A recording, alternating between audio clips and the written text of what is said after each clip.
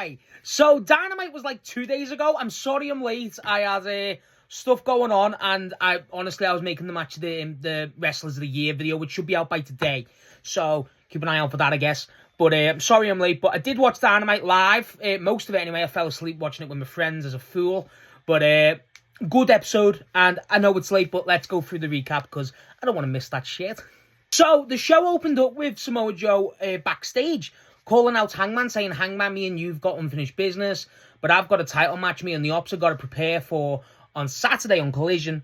So I've had to put a bounty on your head. Obviously, Brian Keith comes up. Brian Keith goes, listen, Hangman, you beat me 3 years ago and on my debut, and ever since I've been waiting for this chance. So we're getting Hangman versus Brian Keith, which was not announced, but that is a very cool matchup. I like Brian Keith, and I like the fact that we're getting some time with Brian Keith. He's pretty good. So, our first match of the night, though, was Darby Allin versus Pac. This match fucked. I really enjoyed this. Specifically, Pac, this is the best Pac's looked in a while, and he's looking great. Every match Pac's having, he's looking phenomenal. Before Pac enters, and he tells the Death Riders he doesn't need the help, he can do this on his own. And then, as soon as he does that, he enters, then Darby just flings himself at him. Pac's over the barricade, it looks stiff as hell. And then he just keep going around the stadium. And it's like, the bell hasn't even rang. Just brutal. Darby does a coffin drop. They eventually get back to down towards ringside. And before they get in the ring, they're both on the floor. And Pac does one of the most brutal... It was basically a snapdragon to the steel steps on Darby. The speed... It looked like Darby had a magnet in his back. And the steel steps just magnetized. It was nuts. It looked brutal. And the match eventually starts. Pac looks genuinely lethal. He's just bullying and brutalizing Darby everywhere. Some stomps, keep pushing his foot up against his face when he's in the ropes. Stuff like that. Darby's just there to be punished. A lot of belly to back suplexes. Stuff like this. Just looks great. The referee does take a bump. So, Death Riders try to interfere, but Darby does get out of it. He's becoming Sting Jr. again, where he's doing the Scorpion Deathlock and stuff like that. But Pac does tap, but the ref doesn't see it, so eventually carries on. And then I thought at that point, if you're going to have him tap when the ref's not there, obviously it's going to tease to a Pac win. It didn't. Pac still loses the match, which I didn't really like. I thought it was more interesting to have Pac win, but also I get it. But then Darby won with the LeBell Lock, and Brian goes, "It's the Yes Lock." Obviously, I'm thrilled, and Darby gets the win over Pac. I thought that was fine. I did. I think as much as I'm excited for Darby and the Death Riders to kind of go its own different ways now, like I feel like it's ran its course a bit now. I think Pac beating Darby could have been a really interesting result to then have Darby have that accept, and then you could probably revisit that further down the road, but. This match was really good. Just Pac looked great. Again, that Snapdragon, some of the stuff he has Darby, just throws at Darby. But that specifics, it's that, ever since that steel steps, it's like, oh God, I really enjoyed this. This was not match of the night, but it was up there. This was really good, really enjoyable. And hopefully, this is the last of Darby and the Death Riders for a bit, because again, kind of sick of it, but I get it. This was a great match. Really good opener. So, our second match was actually Hangman versus Brian Keith. Now, Brian Keith comes out with a Big Bill, as you expect, and Hangman comes out on his own. Hangman looked great. And the match is kind of weird, because Brian Keith does very well, but he doesn't look 100%. It's weird. I feel like I don't know what it was. It feels like they could have done something else with Brian Keith, but he looks a lot different to what I expect. The match was sound. It was just, one of those basic matches to kind of showcase Hangman, but Brian Keith looks solid. Big Bill trying to play a part in the match. Hangman continuously warning him off. Big Bill actually attacking Hangman, dragging the foot. During the point, Hangman has on the back foot, essentially. Brian Keith's all over him, essentially, but Hangman obviously fights back. The main thing that happens in this match is when Hangman's going for the buckshot, Big Bill grabs the leg, and obviously Hangman goes for him. But then Swerve comes up out of nowhere and uses the chain and starts choking Big Bill and saving Hangman. They make a great call on commentary. Swerve has Hangman's back, and he also has Big Bill's neck. I thought that was a great call. I really loved that. Hangman hits the buckshot and then does get the win on Brian Keith. Solid match. Not really much to say about the actual in-ring match. But after the match, Hangman grabs the mic with Swerve in ring, standing side by side. Hangman says, "Joe, you're a coward. Put in your hand. I'm going to take everything off you. I've took Hook off you already." Stuff like this. sending you cowards, you wanted to fight me, but you sent Brian Keith. I will take everything from you, furthermore. Then Swerve grabs the mic, and this was telling. Swerve goes, MJF, whatever, if you win tonight, you've actually lost because and then he goes, no, we will be coming after you relentlessly. And Hangman stands side by side. So Swerve's being nice to Hangman, which is still weird. It's still wild. But then Kenny's music hits, and it's like the arena loses. Like, oh my God, Kenny now? Because we knew Kenny was going to show up. Kenny shows up, and Kenny's like, Hangman's smiling. Swerve looks pissed, which was a bit weird. And then Kenny goes, look, we've all got the same goal. And, 3 of the best ever. I need to prove to everyone like we all do. And he just basically goes, to you guys, best of luck. And he goes, whether a friend or foe. Friend looking at Hangman, foe looking at Swerve. And it's a bit weird because I'll explain that in a minute. But then Hangman wishes him luck. They shake hands. And then Swerve comes up to him, stares him up and down, and then just leaves. And it's like, so obviously the Kenny and Hangman history is well documented. Kenny and Swerve don't have a rivalry. They teamed up together in Anarchy in the Arena. They've got not a bad relationship anyway. They're not as close as Swerve and Hangman. But it feels a bit weird to have them have a bit of animosity. It seems a bit weird. Swerve seems a bit weird. Definitely jealous of the X archetype. Definitely. Swerve and Hangman's as gay as it gets. So it's the stupidest shit. I love it. It's like the stares he gives Kenny when he's talking to Hangman. It's hilarious. They cannot escape what it's being idolized as. It's incredible. But then them two leave. Kenny still has the mic, and before he says anything, Don Callis music hits. Don Callis comes out with Josh Alexander, Rocky Romero, and Lance Archer. And then he calls Kenny, he says, I'm a big fan of MJF, but I don't know why you'd associate with even a scumbag like you. And then he says, you want a title shot, you got to have matches. And then he goes, why don't you have the match against the guy who broke Kota Ibushi's leg? Kenny looks up, like, pissed. And then Kenny goes, Uncle Don, I'll have the match right now. Josh Alexander's up for it. Then Don goes, I think you forgot about how our dynamic works. You listen to me, and I'm Daddy, and this is what Daddy says. It's like, why are you calling yourself Daddy, Don? So then he basically confirms the match is going to be at next week's Dynamite, Kenny versus Josh Alexander, which has been a long time in waiting. And I kind of like that. Josh Alexander looked kind of not upset, but, a bit dismayed that Don didn't let him have the match tonight. And the crowd did not love the fact that they weren't getting the match tonight. But the fact that Kenny's getting a match next week's good. The Kenny and Hangman interaction, something I've always going to love. And Kenny and Swerve having a bit of setup, all for that. Still a bit weird, but all for that. Really glad. So, after this, we got Brody King backstage. And he's in his gear. And then John Cruz comes up with MJF's translator. And he goes, listen, can you tell that buddy of yours, Bandito, to never touch me after last week? And Brody goes, yeah, I'll tell him that. But I'm getting it tonight. And he's like, what? And he goes, yeah, we're the standby match. And he goes, I'm not even in my gear. And he goes, Then he cuts and the match is next. And John Cruz walks out and he's undressing from his suit still. He looks terrified. It's hilarious. Brody walks out. The match is even quicker than last week, it felt like. The selling from John Cruz, he is excellent. Where he tries to hit Brody. Brody just looks at him. Brody hits him once and he just goes stiff. It's ridiculous. He tries to jump off the top rope to him. He just ricochets off him and just lands flat. Brody hits him with a powerbomb. It's over. That was great. Just fun. Brody throws the coat on him so he looks dead. It's hilarious. Then Brody grabs the mic. And this was hilarious to me. I love Brody King, but this was incredibly bad. Brody goes, Bandito, I want you to win the night. And he goes, I want you to win the night. And it'll be an honor to face the first. And then realizes he says the first and goes, the new AEW World Champion. And then the crowd's like, yeah, okay, what next? Similar to Darby a few weeks back. And then it just ends, and it's like, what the fuck? And you can tell Brody is ridiculously embarrassed walking out. I love Brody King, don't get me wrong. But the fact he goes, the first new, he tries to recover it. Oh, it's hilarious.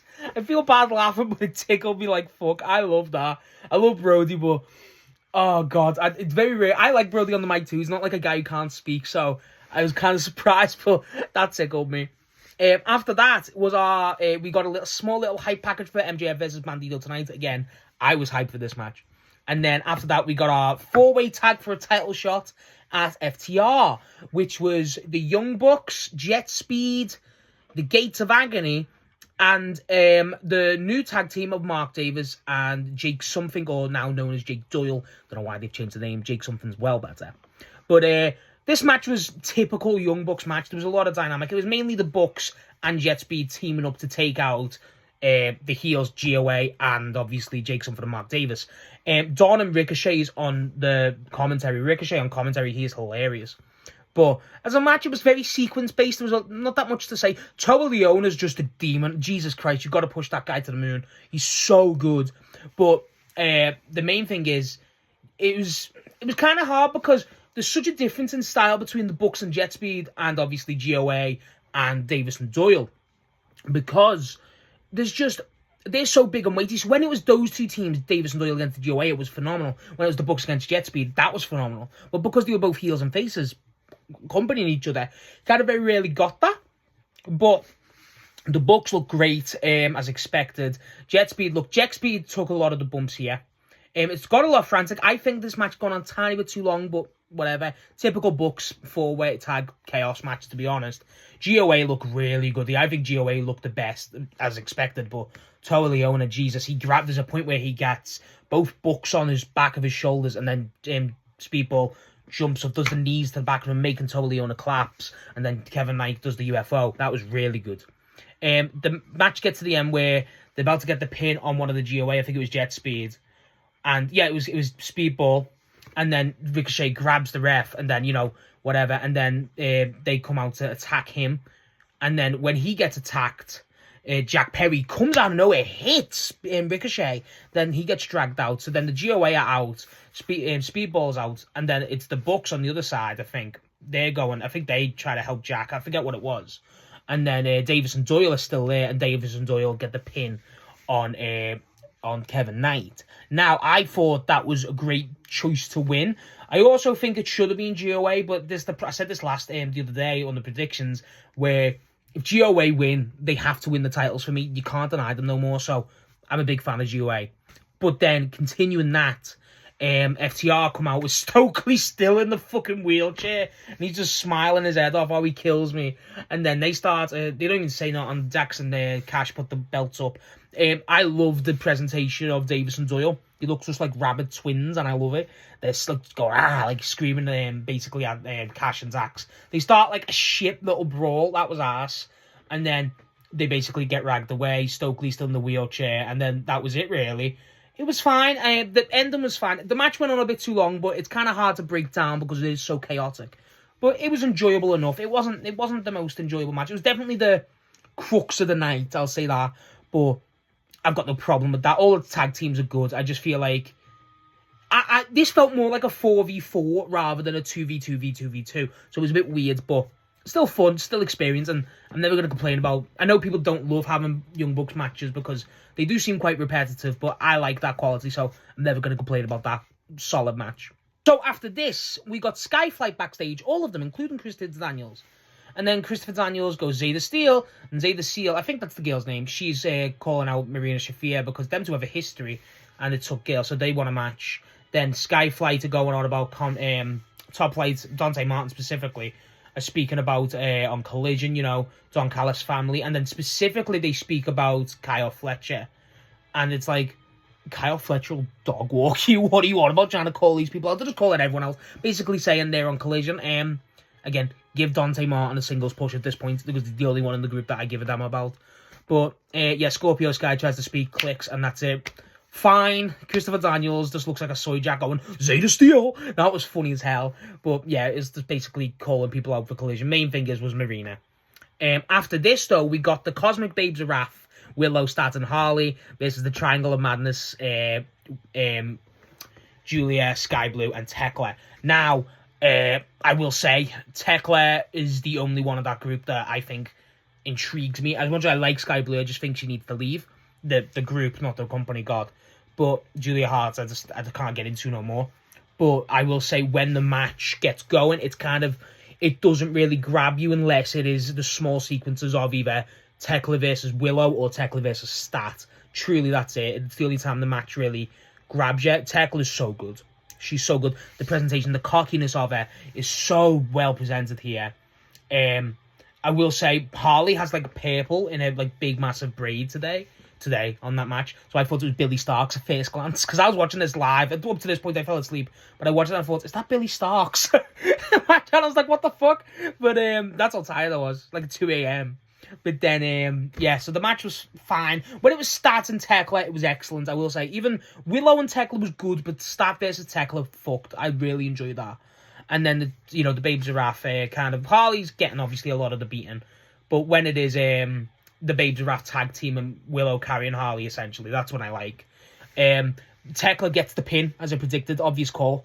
And yeah, we're probably gonna get Willow Tekla versus Stat as a title match, all four. Tekla steals the show. She gets the win by doing obviously the finish was good, because especially for someone who, like me, who likes the Willow and Stat stuff, where she does the upside down spider thing and goes for, I think it was a lariat or whatever it is, and then she goes and then Willow's in the firing line. Statlander pushes Willow out, takes the hit and takes the pin. So that's basically it. The match was a nothing burger essentially, but there was only a small portion. It was Stat and Willow and Stat and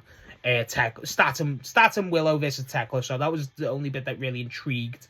But yeah, it's kind of a nothing burger, nothing you're going to really talk about. But the result of Tekla getting the pin on Stat is what it really gets interesting. So I like that, at least. So after this, we got Jet Speed backstage, who look a bit dejected, to say the least. And then Swerve comes up to them out of nowhere, and he just goes, Jet Speed, and he basically puts Mike Bailey over, going saying, hey, look, we haven't faced each other, we've got history, I can't wait for that. Then he really puts Kevin Knight over, and it looks like Kevin Knight didn't know this, because he goes, when I was world champ, I put your name to Tony Khan, and Kevin goes, ooh, really? And then he basically goes, Kevin, you are the future, like, don't worry about it, because they're a bit dejected from having not that many wins so far this year. So like 2 weeks in, so what the fuck. But and then Hangman comes up to them, and then he's still pissed about going, Samoa Joe, all that shit. And he goes, Joe, title match, and he goes, Jet Speed, you and me go for this title match on Collision. And Speed Paul just goes to the camera, like straight on. And I don't know why the fuck he did that, but it tickles me. It's like a full on, like, really? Like a sub-proper, like, Wojak face. It was funny as hell. But then, so he goes, you serious? He goes, yeah, I'm making the match. And then they make the match this week for Collision on Saturday. The trios belts, Joe versus Shibata versus Hobbs. So if you know the news, I'll make another video about that. But there's a bit of news that regards this match. But yeah, that'll be fun. And yeah, the only last time they teamed as a trio, I think, was against LFI. And I like LFI, so that fucked. Well, LFI minus Guevara. But yeah, that was fun. And then after this, we come back and it confirms the Rascals are joining from TNA to AEW. The crowd gives a meaty pop. I don't really know the Rascals. I can't really say. I know of them. I know they're a big deal. But I couldn't really say, oh my God, I'm excited, because I don't know. So that was it. But after this, it was our main event. Bandido versus MJF, one of the most anticipated matches I've had for a while. Biggest babyface in the company by far at the minute versus your biggest heel you've got. This match was great, really good. The crowd just is all about Bandido. It really is. MJF just in the match is great too, but Bandido's entire work in the match, the crowd believe, and I believe that guy, and the guy's going to be a world champion. If this match does not prove it, every match he's had last year doesn't prove that, he is going to be the world champ, and that's what this match is basically about. He really stands his own, really stands his ground. Some of the air stuff he gets on, Jesus. The 21 suplex he does, but MJF blocks it a lot of the time. There's a point where when he does the gun to the face, as he does to everyone, and MJF's like, hang on a minute, then pushes it out. MJF's shouting shit.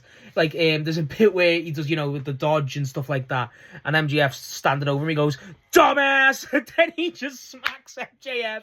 I love when MJF does all that stuff, like the speaking so loud. I remember Forbidden Door, when he does, the what the fuck? You can hear that from the back of the arena. That's how good he is at it. MJF's really is taunting Bandido a lot. He goes for the shoulder a lot. A lot of, damage done there. But Bandido still, after being damaged to the shoulder, which he's had injury problems with before, is still able to do the hold-up on one arm to MJF. It's nuts. MJF on the top rope, like, waiting for Bandido to get up. Going, your boy fucking sucks. I love that. Yeah, Bandido's just so good as a babyface. I mean, Jesus. There's a point where they do, obviously, the one one switch, that sort of spot with the pin. That was fun. A lot of Eddie Guerrero shoulder shakes. I like that. And then MJF does the Macarena to taunt him, and then Bandito gets back and then starts doing the Macarena again.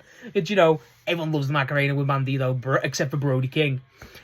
Towards the end of the match, this is incredible.